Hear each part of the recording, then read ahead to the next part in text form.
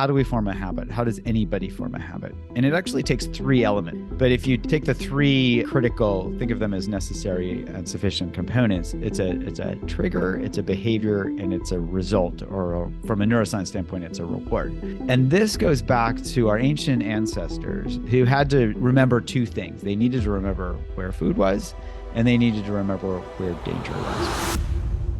I need to talk about your expertise because you are a very, very unique individual. You are a MD and a PhD, and you have gone through your career with the ability to kind of see both sides, and it's really aided you and helped you create some very impactful programs for people, whether it's from anxiety or addiction or habits. I'd like to touch on any of those things as we go through today, but can you just give the listener a little bit of your background? And it doesn't have to be the long version, but just something so people understand why you went into this and where it's got you today.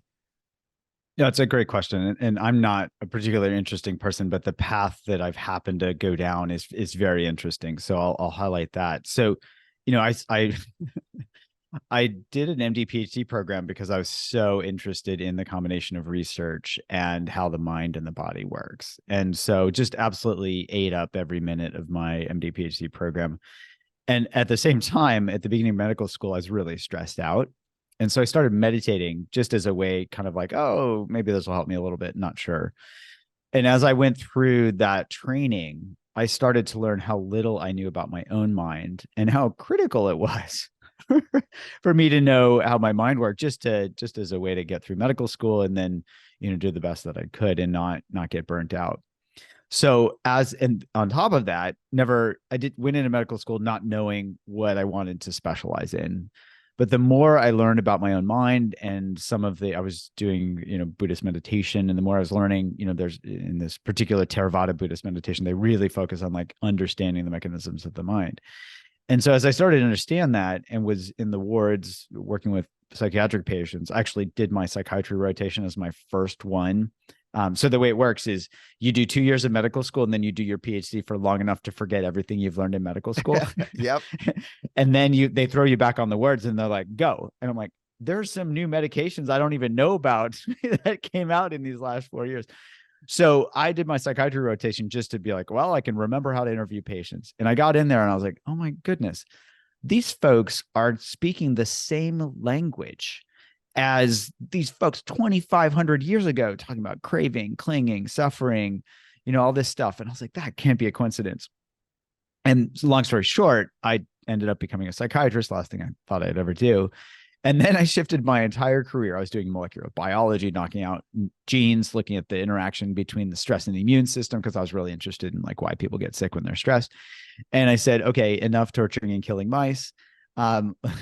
Let's work with humans, but also because that's where I can see direct relevance. Because we'd done a bunch of studies that, got published and stuff like that. And people would say, well, how do you know this applies in the clinic? And I could say, well, I don't know, because we haven't done these studies in humans. So really prompted me to start looking at the human experience. And, that's where the rubber meets the road in terms of helping people, decrease suffering. And so I said, I'm going to shift my entire career and I'm just going to study this mindfulness stuff. This was back in the early aughts when none of this research was out there. And literally I was in residency at Yale and a guy tells me, you're going to kill your career. I can still hear the words in my ears. You're going to kill your career, basically, if you study this fluffy rainbow unicorn candle incense stuff. And fortunately, I had a really good mentor there, Bruce Rounsaville, who's unfortunately passed away earlier than his time. But he said, look, Jud, if you do, as long as you do good research, I don't care what you study. He was just brilliant and very curious, right? He's like, well, let's see if this stuff works.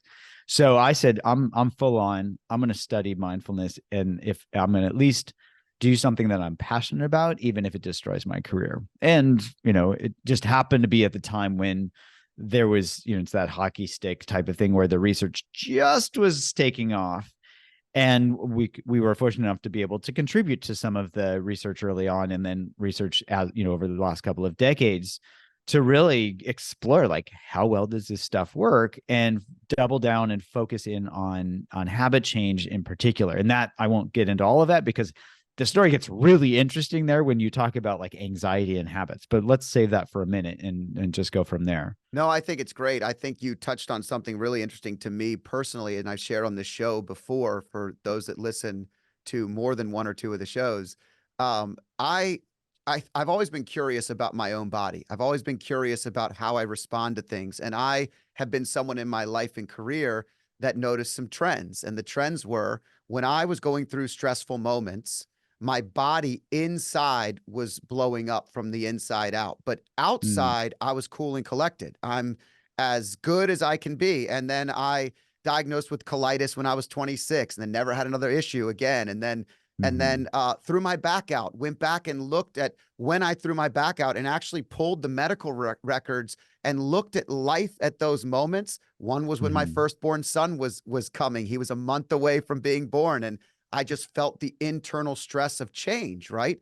And so much of it comes from the very things that we talked about with Ted Lasso, right? It's your you have a mentality of what you see yourself doing and being, and as you work towards it, you hit barriers and you have to overcome them. And understanding mhm, cure and being curious about my own mind, about my own insecurities, about my own challenges has allowed me into my mid 40s now to look at those moments and be very, very in tune to the frequencies that exist and really, really pay attention to those things. And so when you're talking about, first of all, I'm thanking you because that type of research is the type of research and books and videos and things that I've been feeding in my brain for 15 to 20 years. And it mhm. takes pioneers to do something that everybody is saying is a waste of time. And so I'm grateful because it's allowed me to live a much higher quality life. Well, thank you for saying that. And just to highlight that, it's so funny that you mentioned this. I was exploding on the inside. I was exploding on the inside out in my senior year of college because I had irritable bowel syndrome and I didn't know it. And I'll save everybody the details of what the explosions were like. But let's Yeah. just say I had mapped every bathroom on campus because whenever I went for a run, I needed to know where the emergency bathroom was that I could get to in like 30 seconds. And that I wrote about it in the Unwinding Anxiety book. But it turns out I had no idea that it could be stress or anxiety. And I remember going to the student health and the doctor saying, do you think you could be stressed? And I'm like, no, I play the violin. I'm a vegetarian. I exercise. Blah, blah, blah. And he's like, okay, well, basically good luck until you get out of your denial. But I wouldn't say it was denial. It was ignorance. I just didn't know what stress and anxiety could feel like for me. And it was showing up as a gut busting IBS experience that I wouldn't wish on anyone. Yeah. Well, I think I lost 30 pounds in my early 20s and kept ignoring the challenge of what the problem was. And Mm, because I didn't know. And then I started to piece together that my grandparents had, both of my grandmothers had this issue, and my mm, sister and my mother and like everybody, but everyone ignored it and then no one talked about it. And so, mhm. and it was how a lot of people dealt with stress. And so, anyway, you're right. And when you think back of those things, even mentioning them on a podcast to me is helpful to people because you're not alone. You know that Mhm. how you handle stress is probably part of becoming aware and becoming curious, which um, you've helped a lot of people through establishing an awareness of the good and bad in a moment, right? The habit that you're doing, it's important to understand how you actually have helped people with this mentality. Can you walk us through just a little bit of, maybe the recipe? I know there's so many great people who have done habit research and other in-depth analysis on the triggering and all the other parts, but you really focus on a different part. Can you explain that to the listeners from your perspective? Sure. And I just want to highlight a caveat here. I think if you write a book with the word habit in the title or habit change, it's more likely to get people to read it. And one of the concerns that I have with all the books out there is that most of them, the vast majority of them, are not based on science. So for anybody out there, just caveat emptor, be careful when you start reading because people will claim that their stuff is based on science. I'm just claiming to be the actual scientist that does the research on habit change. And I actually didn't feel comfortable writing a book until I'd actually seen the results for myself, both in my clinic and also in my neuroscience lab.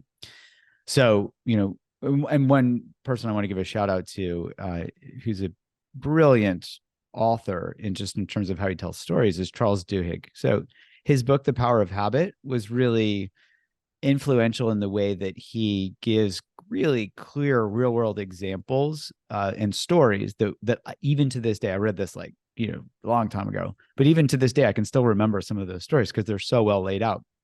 So he laid out a basic process that is generally, I would say, as an explanatory heuristic is good enough.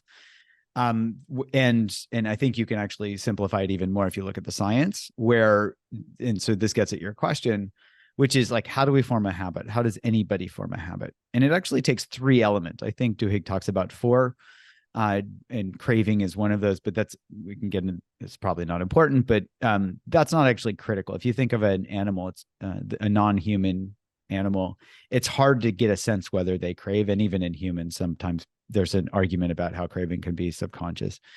So let's forget about that piece for now.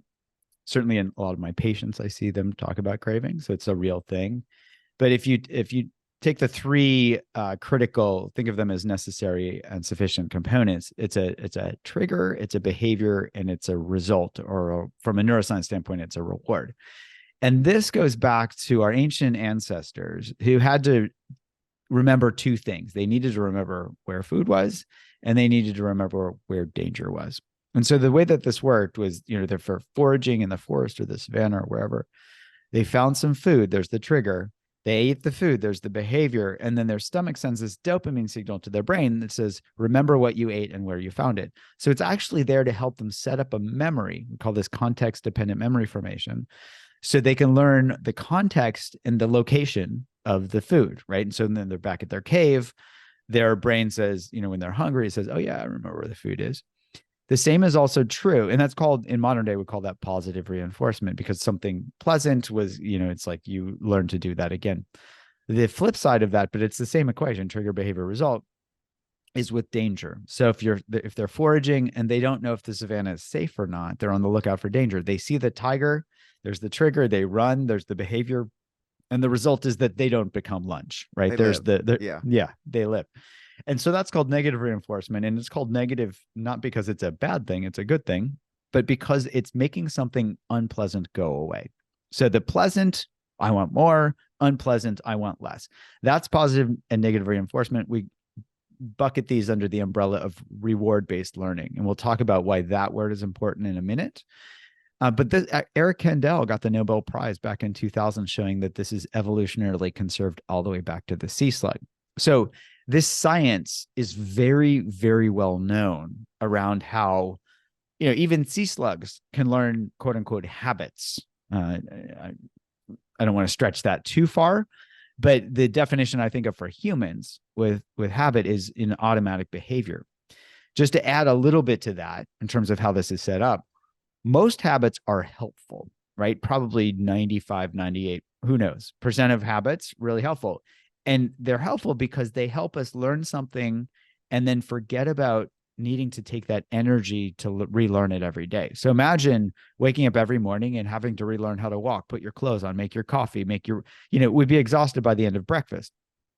So here, a habit, I think of it as set and forget. You set a habit and you forget about the details, because then that frees your brain energy up to learn something else, learn something new, and adapt in an ever-changing environment. So that's actually the beginning of, how we can kind of understand how our minds work and then learn to work with our minds. That's the first step, is being able to map out. I think of it as mapping out habit loops. And I unpack that both in the Unwinding Anxiety and the Hunger Habit books.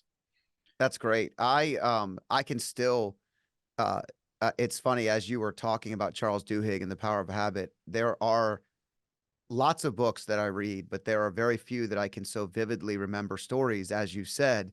And I still remember the guy walking out of his door having Alzheimer's and walking around the block. And, knowing exactly which house is his. But if you were to ask him, he had no clue. He couldn't point it out. He couldn't, but Yeah. he had done this walk every day, and he had built that habit and reinforced it and could do it over and over again. But if you changed it, it was so difficult. And down to the triggers on the cue and the trigger on the nails, and then you go to smoke, and like it Yep. was just so many things in that book that were. He is a great storyteller, and I think if you haven't read that book, it's a great reference, and that's phenomenal.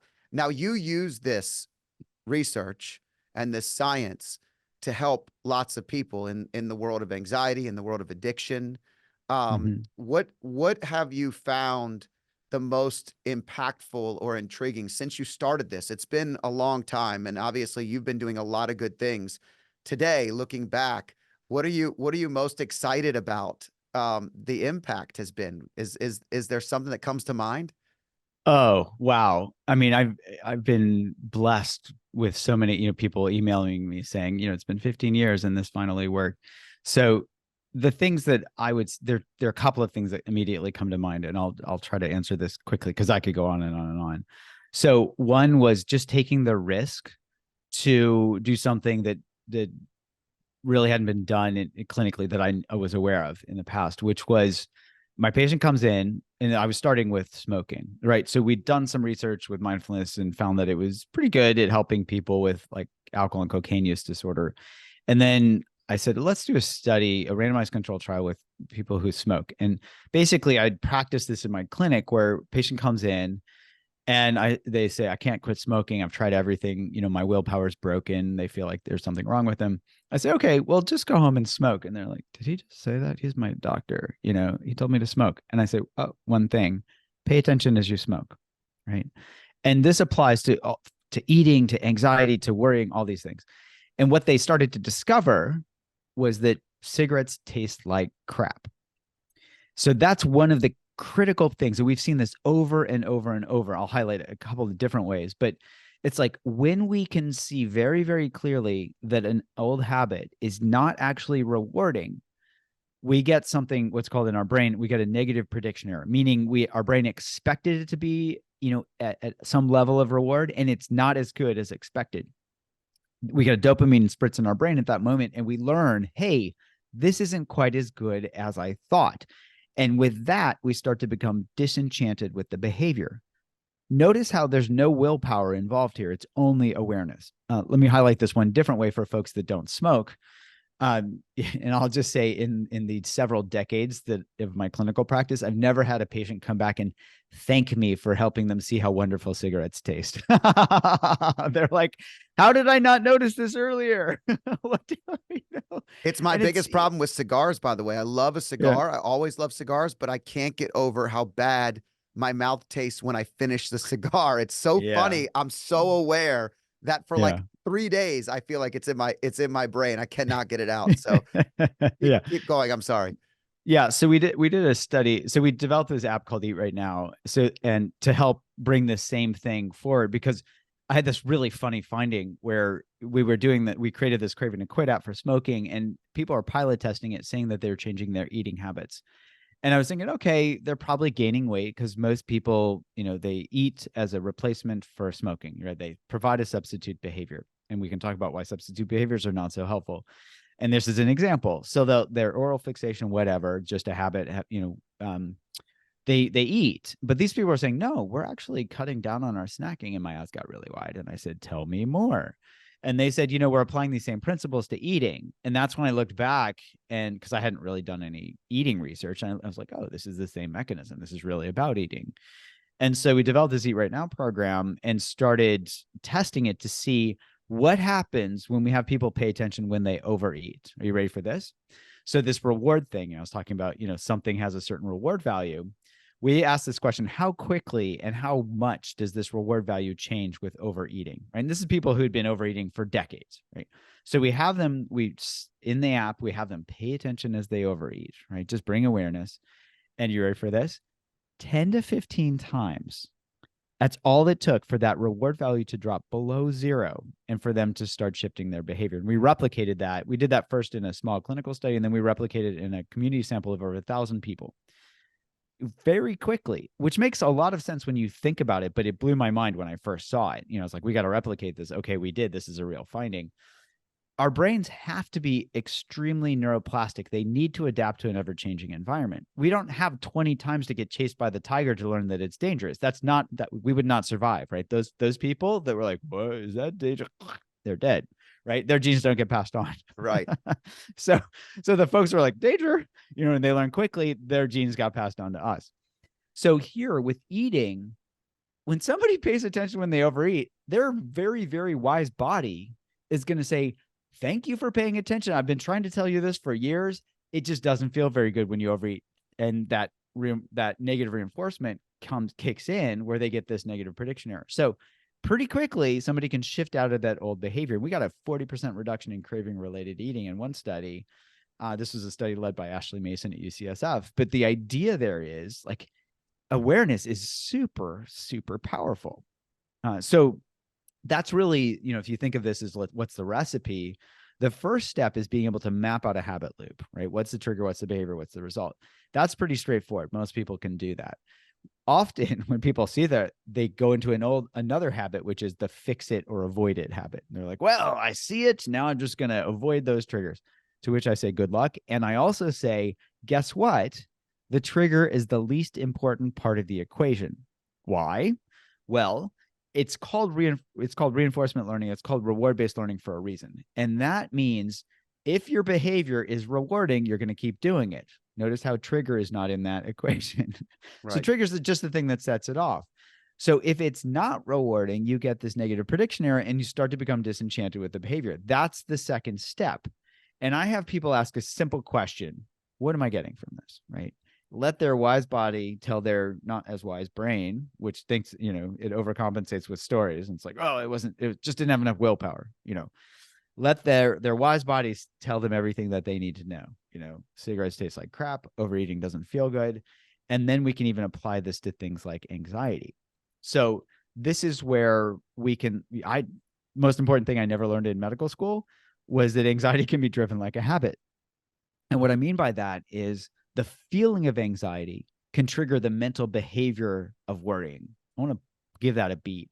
What? Worrying a mental behavior? Yes. I never thought of it. I thought of like eating and stress eating and procrastinating and all these things that you can physically see as behaviors. Guess what? Mental behaviors count just as much. So with the mental behavior of worrying, that makes us feel like we're in control. And I want to say something really important here, the illusion of control, because worrying about something doesn't actually give us control about it, especially if it's in the future. Why? Because it's not happening right now. It's in the future. So that feeling of control is rewarding enough, or maybe for some people, it's just the feeling of doing something feels better than not doing something. That's rewarding enough that it feeds back and creates this anxiety habit loop. So the next time they have anxiety, they start to worry. That was a mind blower for me. And this happened because I was struggling so much with prescribing medications to my patients. You know, it's like 1 in 5. The best people are going to benefit from the best medications out there. So I'm playing the medication lottery. I don't know which of the next 5 patients I see is going to benefit and what to do with the other 4. So I had to, you know, go figure out, you know, how I could do a better job as a psychiatrist. And so I found this literature from the 1980s that suggested anxiety could be driven like a habit. And my eyes piped out of my head. And I was like, holy guacamole, I know how to work with habits. I never thought of anxiety as a habit loop. Let's do this. So we create this Unwinding Anxiety app, and we do a randomized controlled trial in people with generalized anxiety disorder, the worst of the worst. You ready for this?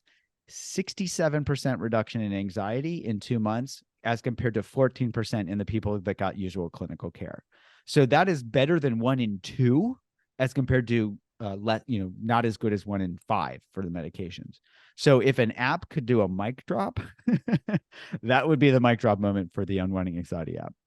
So when you're looking at anxiety and you're looking at all the work that you've done in this space, it feels, and I'm not going to scientifically prove anything, but it feels like this current generation of young people are coming up with a lot more anxiousness. They're concerned and worried over lots of things, and it's challenging. And you're in a university setting, you see the challenges that exist. Is this parental habits that are being passed on from from generation to generation? Is it social media um, impact of just paying attention so much to what else is out there that we're almost on overload? What do you feel or see as a part of this, and maybe what are some of the solutions we could help the next generation work with?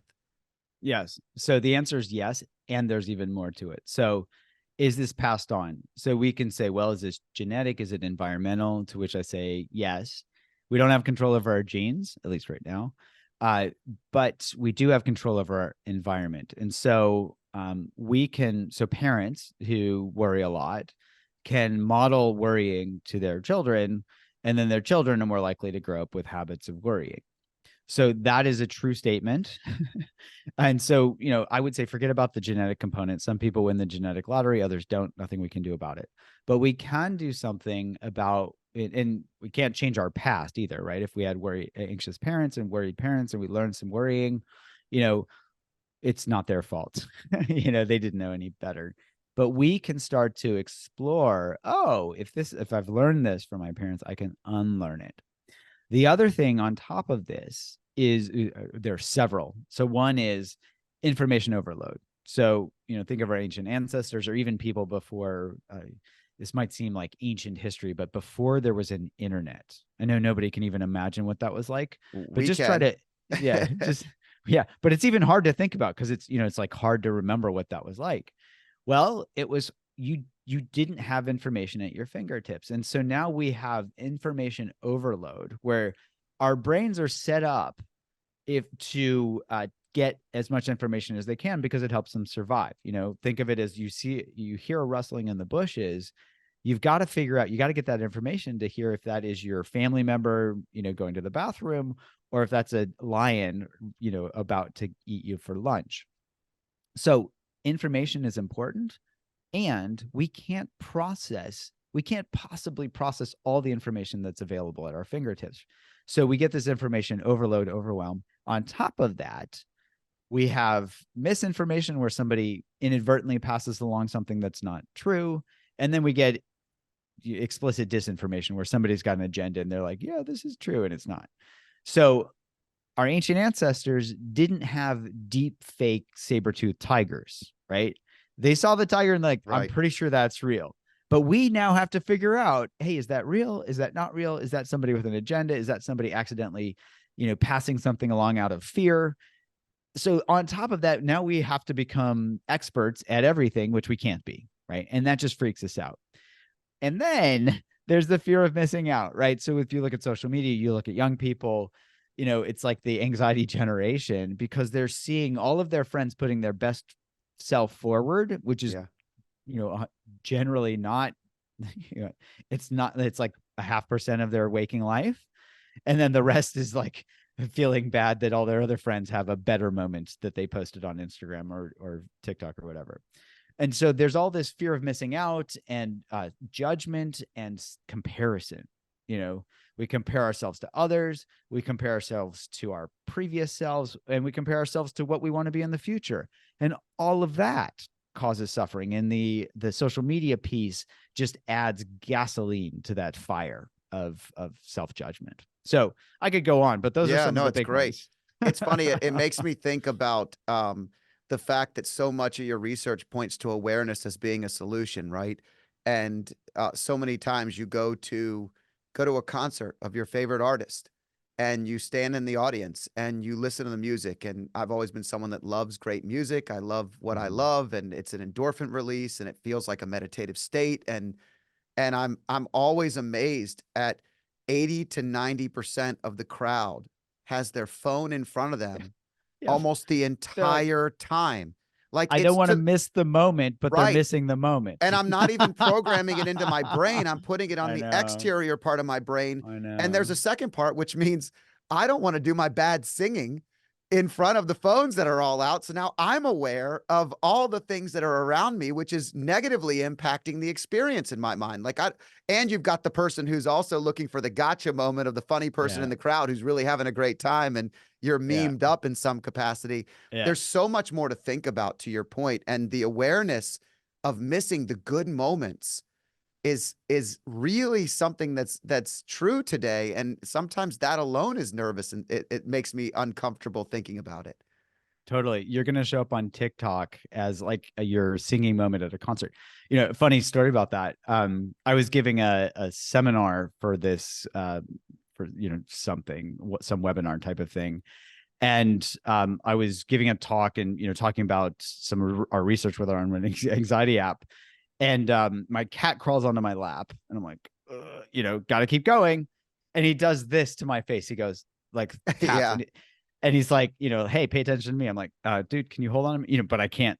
And so somebody is guerrilla recording it. They're not supposed to because it's a paid webinar, but whatever. And they put it on TikTok. And it's like, that's my most watched moment on TikTok was my cat, and I think people liked it because it was like, funny. I mean, It's funny. love seeing a Yeah. cat do that, but also it was the exact moment when I'm talking about non-reactivity, right? And how we can learn to not get caught up in the moment.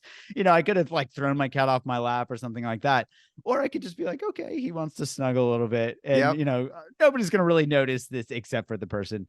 And then it goes on TikTok, and it's like, well, not what I expected, but let's roll with it, right? And those are all the moments that we could worry about and like try to protect ourselves from, or we could be like, you know what, crazy crap's gonna happen, and I love my cat, so what can we do? If that's my most viral moment, game on, whatever. Yeah, that's great. I definitely relate. Our cat wakes my wife up every morning with two swift punches to the face.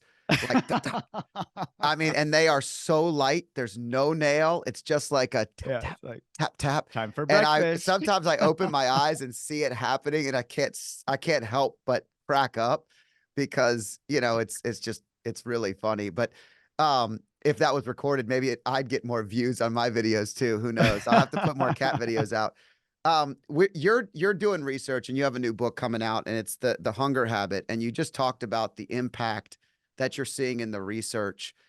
It's Mhm. interesting to me that growing up in an Italian family, food is everything. I mean, you are given food for rewards. You're given food for love. You're taken care of. My Mm. mom would make us a sandwich. Like I could eat dinner and at a huge dinner, and I would go to my grandparents' house, and my grandmother would say, "What can I make you?" It was like Yeah, I just finished eating, and it got down to where if I didn't take something from her, yeah, she yeah, didn't know how to react, and so I got to the point where I just overfed myself, and yeah. but it felt like love. Yeah, It well, felt that food is love, and then she's like, if you don't eat this, you don't love me, right. right? Not that she's thinking this consciously, but it's Yeah. like I'm literally pouring my heart out to you, and so eat it up. Yeah, and so you fast forward, and you talked about excluding and doing and like ignoring things. So fasting, for example, is something that it felt like once I learned how to fast, that I also learned that I wasn't being controlled by food. So in my Mhm. brain, I had grown up that if I hadn't eaten when I first woke up, there was a problem. If I didn't eat snacks, there was a problem. And then you Mhm. started to break that down. Um, Talk to me about how the research that you're talking about really it's not about fasting. It's Mhm. more about the awareness of how one feels, how one's reacting. Talk to me a little bit more about the hunger habit, because I think it's really interesting, and it's going to help a lot of people. No, thank you. So one thing that I noticed relatively early in my psychiatry career, I fell on my face a lot. So I learned a ton. The more I fell on my face, the more I learned. So one face plant was working with a group of this was all they were all women. It happened to be because it's more the binge eating Prevalent. disorder is more prevalent in women. And so these women were all there with binge eating disorder. I had this group medical visit where we would all work together, because a group setting can be helpful in this way. And at the beginning, I was really struggling. I was like, what am I missing? What am I missing? Because I learned this calories in, calories out formula in medical school, and they just made it seem so simple. Like, oh, just follow the formula. And use your willpower. Where's your willpower? So with that group, I learned after about a month of working with them that, and one woman put it beautifully. She said, I have a craving and I eat, or I have an urge and I eat. And I was like, well, is it hunger or is it something else? And she's like, it's an urge. What are you talking about? And what she was highlighting was that we have we have a physiologic mechanism for hunger. It's called homeostatic hunger, which means if you're not balanced, if you're not at homeostasis, your body's going to say, hey, get back there, because that's your optimal level. And so when we're hungry, we're below that homeostatic level, and it says eat some food to get back up there.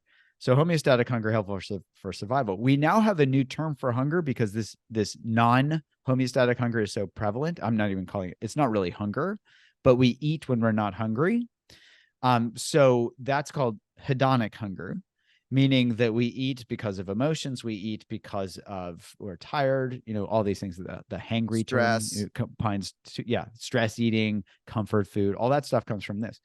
And the one sentence on that is that we actually learn to eat not when we're hungry, but to make ourselves feel better. And this this pings both the positive and negative reinforcement. So we learn through all of the celebrations and parties that we go through our lives that, eat to celebrate stuff, right? And so there's always a cake at a celebration for somebody's retirement or of a birthday or whatever.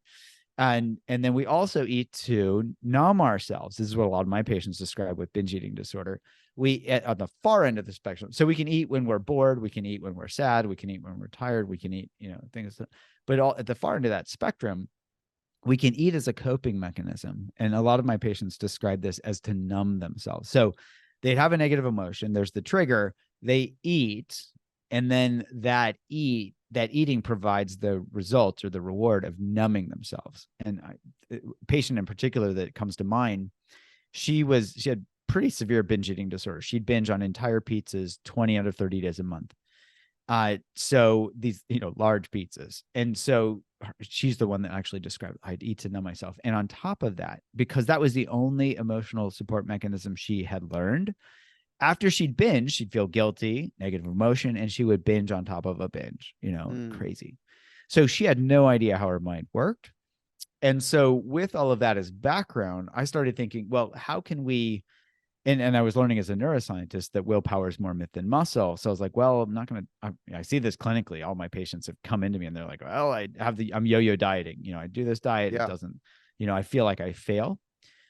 Which also highlights something important, which is, when I wrote Unwinding Anxiety, people feel like anxiety is something that happens to them. When I started doing the research around eating, and it was just actually my editor at Avery, Caroline Sutton, shout out to her. She's amazing. She said, Jud, I think a lot of people think that eating is something that there's something wrong with them. It's something that they should have control over. It's something that they do as compared to something happening to them. I was like, spot on. You just named what I'd been seeing for 10 years, both in my clinic and my research. And so I highlight that because this is how a lot of these eating habits get set up. And then they get reinforced where people feel like there's something wrong with them and they can't actually, they need to be fixed. So for anybody out there that struggled with yo-yo dieting or any type of willpower-based diet, I wrote this book to say, look, one, that's not actually neuroscience. It's a nice story we tell ourselves. And I'm sure the marketing people at the diet programs love it because they're like, just sign up for another year, So two, I want to say, look, we've actually done years of research and we've got pretty good results with this, with this Eat Right Now program. We can study that and we can actually take those and give people those core principles. They don't even need to use the app. They can just kind of learn some of these principles. And it really goes back to this reinforcement learning piece, which is, if this is the strongest part of our brain, how can we leverage it to help change behavior? So I mentioned earlier, finding and paying attention, using awareness to help us see how unrewarding it is to overeat or to eat, junk food as compared to healthy food. That really leverages that very strong part of our brain that says, hey, how good does this really feel? Is this really rewarding? Let me give a real world example. I know this guy named Jud, and he used to be addicted to gummy worms. And I write about this a little bit in The Hunger Habit, but just the highlight is, I couldn't have a bag in my house because I would just have to eat the whole thing. So I started paying attention. I was like, well, maybe you should start practicing some of this stuff. Preach, yeah. Yeah. Because I hadn't really applied my meditation practice to eating. And so I was like, well, let's see what this gummy worm tastes like. First off, if you look at it, it looks like a fishing lure. I'm like, okay, these colors are not natural. And then I put the thing in my mouth and it's like this Slime. slimy. Yeah. Yeah. And then it's like the first word that came to mind was petroleum product. It's like, this is not natural. And it makes me want to, they've designed it to make me crave for that next one. So I'm already reaching for the next gummy worm before I've even finished chewing on the one and getting it stuck in my teeth. So it's like, oh, this isn't as good as I thought. And then I started comparing it to eating blueberries. And this is actually the third step of the process. So let's just walk through it with gummy worms. First, I have to map out my gummy worm habit loop, right? See gummy worms, eat gummy worms, pretty straightforward. And then I needed to get into that second step, which was asking myself, what am I actually getting from this? And I started to notice, wow, these don't taste very good. And I feel terrible in the morning with that gut bomb after eating the whole bag. So I become disenchanted with the gummy worms, but my brain says, okay, so gummy worms aren't so great. Let's go for something better, find something better.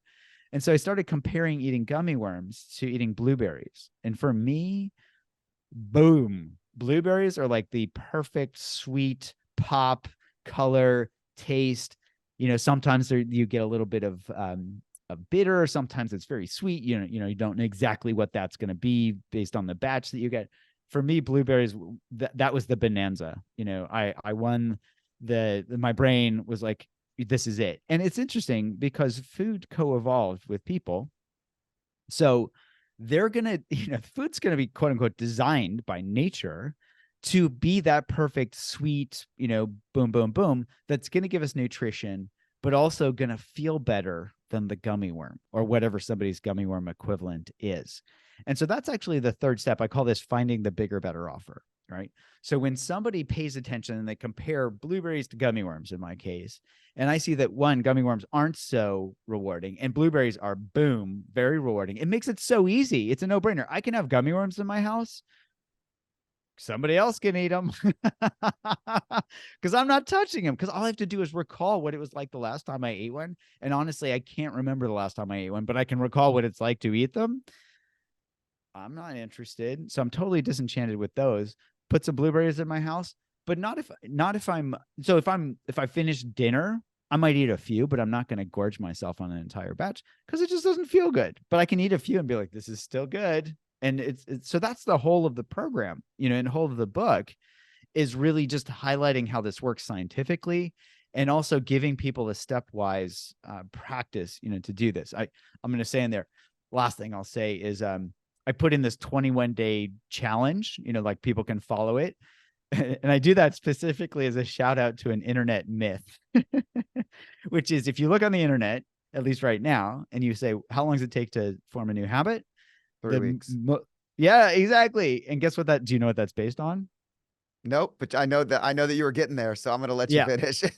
Okay. In the 1960s, a plastic surgeon wrote a book, and he said in his book, oh, it takes about 3 weeks for my patients to get used to their new nose jobs. And so that, plus internet, where somebody's like, oh yeah, 3 weeks sounds about right. That sounds good. That's a good heuristic. No science behind it.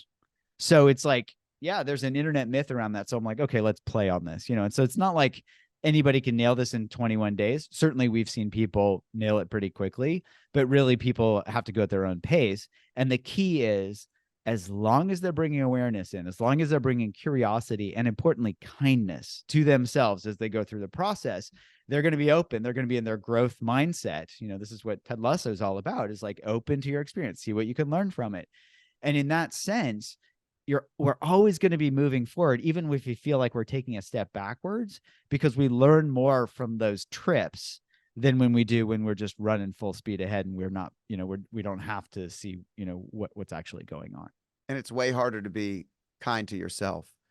Sometimes I think a lot of people struggle with kindness to themselves. They do not self-talk kindness. They do not internally dialogue kindness in any capacity. They don't even see kindness in the mirror when they look at themselves. And that can be a really big challenge. And it's a lot easier for us to be kind to another human than it is for us to be kind to ourselves. And so when you're trying to break those habits, that's really powerful. I know. It's so ironic because, if we look at how we talk to ourselves and judge ourselves and we ask ourselves, would you do that to your best friend? Heck no, we never do. But we're doing it all the time to ourselves. Well, how can we learn to become friends with ourselves again? Yeah, sometimes we just have to listen to ourselves, right? I mean, how many times do you know something and you're telling somebody else something that you're teaching them and they're like, "Oh, that's perfect." And then you go back and you're thinking about it later and like, "I need to implement." It's the gummy bear story you just gave. I mean, it's Yeah. the we have to utilize the very things that we know. We know a lot. It doesn't mean that we do it. So, and I guess you have to stay curious Yeah. because curiosity is something that grows, like you mentioned. It's something that continues to build. It's not something that just dies, hopefully. Yes. Yes. No. Well, if we look, so let's use a concrete example. So with my patients who have cravings for Doritos or Cheetos or whatever the engineered food is, food like object. I'm not sure Cheetos is actually food. Yeah, Uh, I don't think the so. the calorie delivery mechanism. um, if we look at those and we have this craving to eat, we can fight that craving, right? That's that willpower depletion type of thing at best, or we can get curious about what that craving feels like. And so let me ask you, what feels better? I'm not paying you to answer any particular way, but what's it feel like to fight a craving or to get curious about what it feels like in your body? I I I guess to be curious. I mean, Yeah. it's always better to be curious. I'm somebody that X-nays it. Like if it immediately, just if we're talking about personal, if it feels like it's something that I'm losing control over, or I don't Mm-hmm. like the way I feel with it, I kill it immediately. I Mm-hmm. love ice cream. I cut out gluten. I cut out all these things years ago, and I've slowly introduced everything back because I realized it was more of a response to stress than it was the dieting and Yeah. the challenges. But the Yeah. point is that the first way I dealt with it was I exclude it. So I get curious first to see, can I do without it? Mm-hmm. And that's a curiosity. To me, it's a biohack Yep. to my own brain, my own body. Then I get to the point where I start to evaluate what it is that it is, that how it's affecting me. How did I Yeah. feel? I never realized how ice cream negatively impacted me in the morning. I gave up alcohol for 40 days during Lent last year, and I would get to the point where I just needed something bad for me. And I mean, I'm serious. It's 8:30 at Yeah. night. Yeah. I don't believe in this, and I don't even eat ice cream anymore, but I eat like a coconut milk ice cream, a fake ice cream, Yeah. Yeah. and Yeah. I would eat just a small amount, and I would wake up in the morning, and it feels like like you're almost like that sugar hangover. And I started to Mm-hmm. pay attention to how it made me feel, Yeah. and I don't think I've eaten it but once or twice in a year, to your point, Yeah. because of So that. and that's a beautiful example of paying attention to the results of the behavior. And if it's not rewarding, we're going to stop. This also reminds me of something. One of the last chapters in the hunger habit is about meeting our needs versus feeding our wants. And your story brings this up because often we have this urge to eat something. It's like, oh, if I haven't done it, especially if we haven't done it in a while, this is called the abstinence violation effect, where our brain's like, oh, you got to, and so we finally go and we indulge, right? And so there's a feeding of the want. But if you look at the late at night, right, we can ask ourselves, is this just a habit, a craving to eat something because I've always done it, or I'm bored, or I'm tired, right? So if we really ask ourselves, what do I need right now? It's unlikely, if we've had dinner or whatever, it's unlikely that we actually need more calories. And in fact, what we might need is to take care of ourselves and go to sleep, like drink some water, you know, make sure we're hydrated. Often that's also a way to work with that. And then go to sleep. And then we can look at, oh, when I meet my needs, I don't feel guilty. I don't get that food hangover, in the morning, the sugar hangover. Oh, that actually feels good. And then we can start to listen to our bodies even more and listen to our minds even more and just ask that simple question: what do I need, as compared to, oh, here's this want? And what happens when I don't feed that want? So, some of these things are very, very simple, but it can be extraordinarily powerful if somebody just knows that very simple differentiation. Yeah, I think it has to be simple because we have to be able to see sometimes when you're challenged with something significant, it feels so big to you, but the simple Mm. answer could often be the very thing that changes it and helps you move towards the goal that you have for yourself. And so simplicity is always the best way to be able to combat something. And it sounds simple, but it's still hard to execute upon. And But the research is obviously interesting because, when you give research that, 60% of people had an impact within what, would you say 10 to 15 days, or repeat that? Yes. So with the eating, it was 10 to 15 times. So it didn't even take Sorry. weeks. It was 10 to 15 times of somebody paying attention as they overate. Our bodies are so much wiser than our brains. So I think of it this way: as our thinking brain is not nearly as strong as our feeling body. If we just listen to that body, it's got all this wisdom. And it'll be like, dude, you really want to overeat? Doesn't take long. No, this isn't actually helpful. It feels better not to overeat. And it can show up in remarkable ways. I remember a patient that I had that used to eat an entire bag of potato chips, like not a small one, but a big bag of potato chips every night as she'd watch television with her daughter. And so I said, well, just pay attention as you eat, like bond with your daughter, game on, open up the bag and just ask yourself, how many chips is enough? You ready? Can you guess how many, or I can just tell you? Tell me. 2. So I call her my 2 potato chip lady. And she's like, yep, there was so much salt in them. I was like, enough after 2 potato chips. So she could enjoy the 2 potato chips. Like she enjoyed eating them. But when she paid attention, she's like, do I need more? Nope, I'm good. 2 potato chips. Boy, think about how much money she saved. Because that bag of potato chips probably lasted her half a month or longer as compared to, buying a new one every day. Yeah, not to mention the medical bills of not eating that stuff all the time. I mean, it's Yeah. a Her arteries life-changing. thanked her, I'm Yeah, sure. it's, and I think life becomes so busy that sometimes we're just so busy doing what we think is right that we're not paying attention to the very things that are inside of us. That I like thinking time as something I've heard a lot of, and when you have a big challenge or a big problem, sometimes just slowing down enough to spend an hour with a piece of paper and a pen and writing down, what is the question I'm trying to solve for? What is the challenge I have? And just thinking about it internally and letting your mind do the job that it's set to do. And your attention to that problem can change so much of the problem for you. You're really able to start to see what it is. And I could see that happening in my life. I think so much of my life was so busy for so long that you get to the end of the night and you feel like you have to stay up and watch a movie. You got to stay up and Mhm. eat ice cream. You have to stay, like, I've learned in the early it I kicked my mic out of the way here. I learned this is what happens when you talk with your hands, everybody. I learned very early that I was a sprinter, and I was feeding that sprint. But when you sprint too long, you're exhausted. You have to Mhm. have breaks if you're a sprinter. And so I started to sprint towards the things in the morning that gave me peace and Mm. gave me security, made me feel Mm. like I accomplished something. And by the end of the evening now, I'm tired earlier. I'm ready for bed. I'm not worried about trying to, and I'm not speeding through. I'm still fast, don't get me wrong, but it is definitely a change. And paying attention to how I felt was definitely something that helped for sure. Yeah. And N- again, it's like you highlighted, it's simple, but not necessarily easy until we tap into how rewarding it is to do it as compared to not doing it. And then our brains are like, I want to do this more. And it gets easier and easier. Behind me, you see the Believe, and I understand you're a fan of Ted Lasso, just like myself. Tell me what you love so much about the show, and maybe why it stands out with the Believe behind me, because I know that that's probably something that goes into your training and what you spend so much time in every day, right? So there are so many great things about that show. And they took risks in many ways, which I was really appreciate them for that. I love how if I had to pick my top thing, which would be tough to do, but I'll do it, is really, well, okay, 2 things.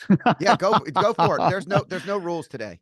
So it is how he emphasized in, I don't know how many episodes, he emphasized the power of curiosity, right? And I think there was this dart game story that he told where, he's like, where he beat this guy at darts, and he's like, the guy never asked me if I played darts, and One of my he favorite won. scenes. Yeah, and he's like, if he was just curious, he wouldn't have gotten skunked. So curiosity's been at the forefront of what we do forever. And so I was just so I appreciate you, Ted Lasso, for highlighting the power of curiosity, and we can get into that. But the other piece that he highlights throughout the entire show is just the power of kindness, and it's like all these opportunities to get revenge or hate on people. And he's like, no, don't do that. I don't do that. You can do that and see how well that works for you, but I just don't do that. And so he got to watch, the toxicity unfold in other people and watch them grow and have their hero's journey around like toxicity doesn't help. And really, for me, it's I love this show because I think of the two superpowers that we have are curiosity and kindness, and they actually, it's like the super friends, the Wonder Twins, Yeah. Wonder Twins power activate, and they activate each other. So I love that show, and those are just two of the reasons. Yeah, and I couldn't agree more. I think I've never watched a show where just about everything I wanted to happen happened. When you're watching a show, it's a feel-good show, but it's also it hits so many levels of your own thought processes, of curiosity, of watching him battle with these things or win these things he shouldn't win, or games. And it was about a sport, but not about a sport at all. It was about life. And it happens to be about a sport I really love to watch and that my kids have grown up playing, and something that I've played my whole life. So I really loved it. And it's great Yeah. that soccer is cool to so many people that have Yeah. never watched it before. Right. And was it Danny that would always say, soccer is life? It's yeah. And what a message of just playing. You talk a lot about presence. You talk a lot about in the present state. You know, Danny is the character that just loved the moment. He loved playing the game. So much of the complications in our brains comes from this constant living in the future or living in the past. And the challenge is Danny walked out on the field every day and just played. And it was such a great message. And when you love something that much, it's so cool. Okay, so we're gonna riff on this for another minute. Okay, cool. So Let's do it. if you look at Jamie and so many others, there are probably others on the team where it's this insecurity. It's like here's somebody at the height of the sport, and they've got the imposter syndrome. How does that work, and how do people work through it, and and how they kind of try to find all these mechanisms of survival around, they're just going to be this egotistical maniac. How well does that work? We get to see that throughout the episodes and that unfold over seasons, and so we see all these defense mechanisms coming up that get shot down one by one because they just don't work. So just, love it. Absolutely. Yeah. I think it's one that you can watch over and over again. And I really appreciate the kindness and the curiosity, because I think in today's day and age, we're so we lack a bit of curiosity in so many things. And I love when someone's curious. It usually helps us get to a better answer. So I could talk to you all day, but I know we're out of time. Listen, how do we find your stuff? How do we download the app? How do we become a part of your research? What are the things that people can do to follow this movement? Because I know you're creating a movement that started with somebody telling you that it was a waste of time, and your curiosity and your kindness are what's leading you. Tell us how to find you, and all of our listeners how they can get more of Dr. Jud. Probably the simplest way is just to go to my website. It's just drjud.com, drjud.com. And that, we've got a bunch of free resources, some great animations that over the years we've put together to just highlight, some of these key learning principles that we talked about. Obviously, if people like to read books, the books are on the website, and the apps are also available. They can get access to the apps there as well. I'm on Instagram at Dr.Jud, at Dr. Jud. So folks can follow me there, and I, announce new things that we're doing or things like that. And I'll also say, let's circle back to Ted. The belief comes from experiencing these things ourselves. So I think of it as, you take a leap of faith when somebody else is doing something. So you're like, well, he did the research. So we try it out ourselves. But I call this, we develop evidence-based faith from our own experience. that only can come internally. That only comes from us trying this stuff out. So I would say, try out curiosity, try out kindness, right? Imagine how we can make the world a better place if we're more curious instead of cutting people off and trying to interject our own opinions, and we're not defending ourselves, taking things personally. So bringing that curiosity in, and imagine what the world would be like, or let's say what the world will be like, when everybody learns that kindness beats the pants off of selfishness and meanness. Go. Like, let's go, because we do not have time not to do this. Yeah, it's a game changer. And I think if we want to find peace, peace comes from knowing you asked all the right questions and treated everybody in your life the way that they deserve to be treated, the same way you'd want to be treated in your own world. So I couldn't agree more. I love Ted Lasso. I love that you're such a great interview and conversation that you actually bring it all the way back around, which I'm grateful for. That's a special talent. That keeps people interested. It also helps people think that we actually know what we're doing a little bit, because we like to bring things that don't matter into things that do. Your entire message was about kindness and curiosity, and it's what got you here. And so to watch a show like that, that's why we could have riffed on it forever, because it's got so many great things. If you haven't watched Ted Lasso, give it a couple episodes, watch through it. You won't be disappointed. And most importantly, if you're not following Dr. Jud, go find him, go follow him, and go learn. Be curious, be kind. Thank you so much for being a guest today. My pleasure. I hope you enjoyed this podcast. If you liked it, there's more where this one came from. Click here and enjoy some more.